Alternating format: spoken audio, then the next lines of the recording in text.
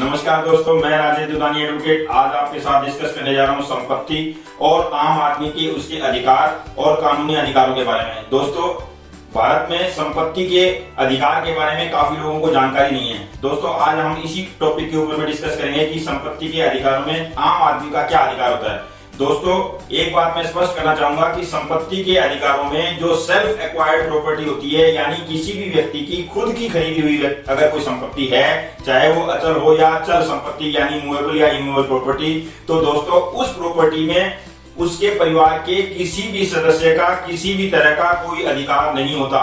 वो उसका पूर्णतया खुद की अधिकार के उसमें आता है और वो व्यक्ति जिसको भी चाहे अपने जीवन काल के दौरान में वो संपत्ति दे सकता है। अब दोस्तों, रही बात पैतृक संपत्ति की, यानी कोई संपत्ति जो पीछे से कैरी फॉरवर्ड होके उस व्यक्ति के पास में आ रही है, जैसे पैतृक संपत्ति यानी दादा परदादा से अगर कोई संपत्ति आ रही है, तो दोस्तों उस संपत्ति में घर के सभी सदस्यों का, चाहे वो फीमेल हो या मेल हो, बराबर का अधिकार होगा। दोस्तों, अब मैं बताना चाहूंगा कि संपत्ति के मामलों में कितने तरह के कानून भारतवर्ष में इस समय कार्य कर रहे हैं। सबसे पहला है सूट फॉर पोजेशन का। सपोज आपने किसी व्यक्ति को रहने के लिए कोई मकान दिया, लाइसेंस के ऊपर मकान दिया, और उस व्यक्ति ने आपका मकान खाली नहीं किया, तो दोस्तों उस तरह के केसेस में आपके पास में सूट फॉर पोजेशन डालने की रेमेडी है। यानी कि आप किसी भी सिविल न्यायालय में जाके उस व्यक्ति के खिलाफ सूट फॉर पोजेशन का दावा डाल सकते हैं अपनी संपत्ति को वापस अपने हक में लेने के लिए।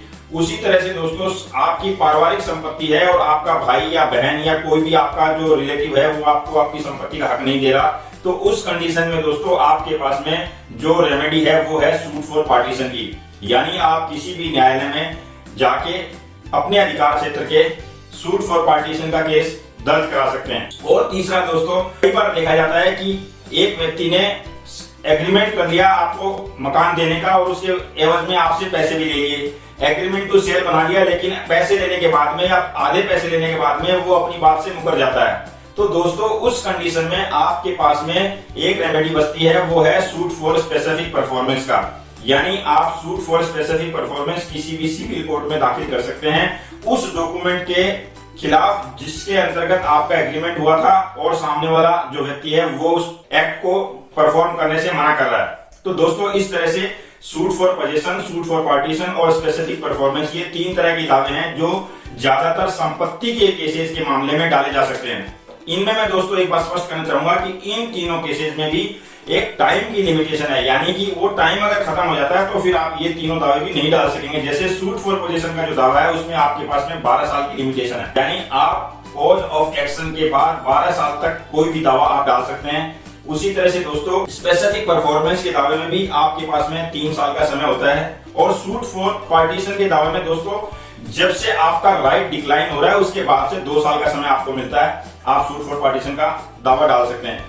एक बात और बताना चाहूंगा दोस्तों, इन केसेस में आपको जो संपत्ति आप लेना चाह रहे हैं, जिस संपत्ति के खिलाफ आप दावा डालना चाह रहे हैं, उस संपत्ति की जो मार्केट वैल्यू है उसके हिसाब से आपको कोर्ट फी कोर्ट में देनी पड़ती है और उस कोर्ट फी को देने के बाद ही सिविल सूट फाइल किया जाता है। तो इस तरह से दोस्तों भारतवर्ष में ज्यादातर केसेस में संपत्ति विवाद में इन 3 तरह के केसेस का ही सहारा लिया जा सकता है। इस तरह से दोस्तों ये था आज संपत्ति और कानूनी अधिकार तथा उसके ऊपर में आपके पास में क्या क्या रेमेडी है उसके बारे में। अगले वीडियो में फिर किसी नए टॉपिक के साथ मिलेंगे, तब तक के लिए नमस्कार, धन्यवाद। मेरा वीडियो लाइक, शेयर और सब्सक्राइब जरूर करें।